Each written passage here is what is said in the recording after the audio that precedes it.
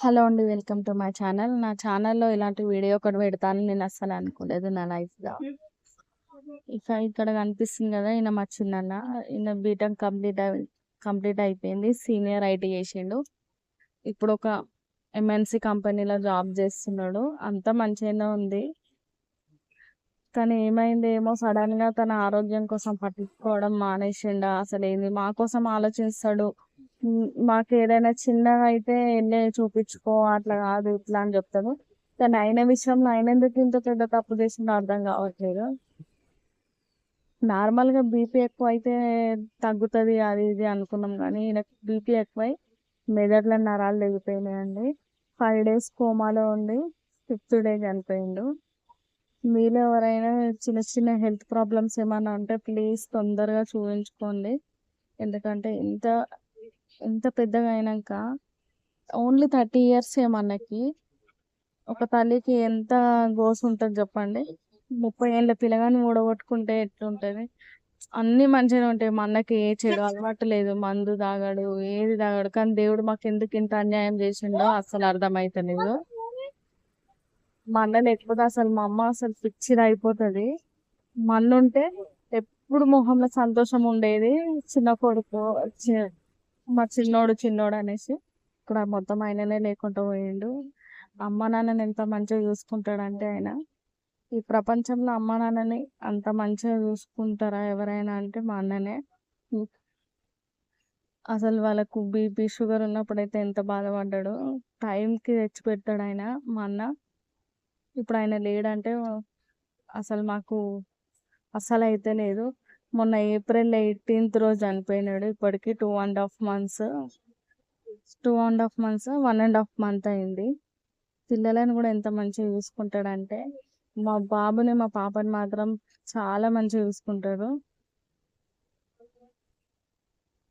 చేతికి అందిన కొడుకు. పెళ్లి చేసిద్దాం ఈ ఇయర్ అనుకున్నాం కానీ మొత్తం మా అన్ననే లేకుండా పోయిండు. ప్లీజ్ ఇప్పటికైనా చెప్తున్నాను, చిన్న చిన్న హెల్త్ ప్రాబ్లమ్సే కదా అని వదిలేయకండి. ఎందుకంటే ఒక తల్లికి ఎంత బాధ ఉంటుంది అనేది మీకు తెలుస్తూనే అసలు చెప్పలేము. నా అయితే మొన్న May 30 రోజు మా అన్న బర్త్డే అయింది. కేక్ కట్ చేద్దామని వెళ్ళినాము.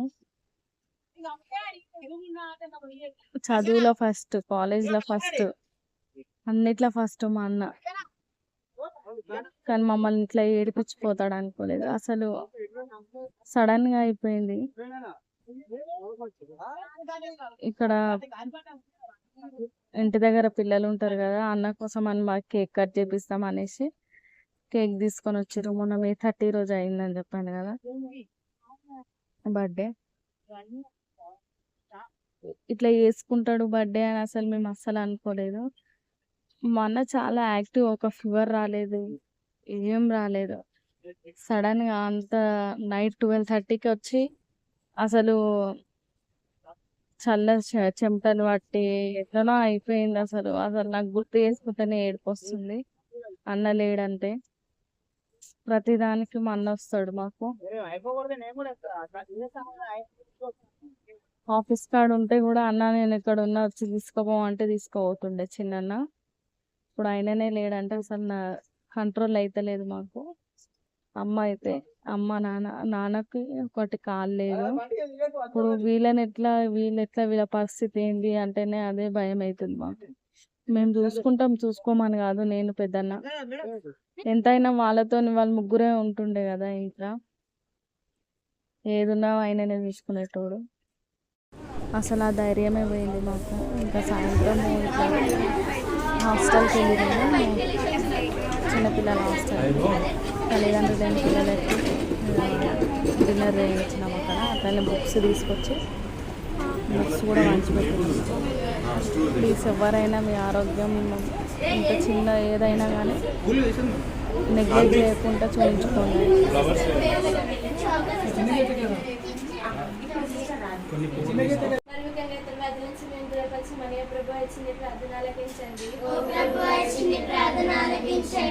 Bless us, O Lord, and this your gifts which you have brought us from your body to Christ our Lord. Amen. Our Father, what in heaven, hallowed be thy name. Thy kingdom come, thy will be done on earth as it is in heaven.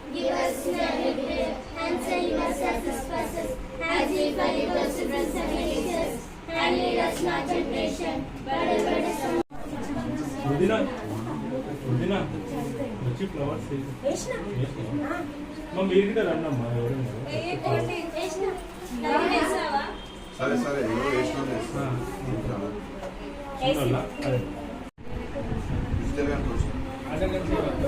అంటే అటు నిలబడ అంటే అటు side Vijay విట్రా వస్తున్నా ఒక్క నిమిషం మీరు అటు వెళ్ళొద్దునా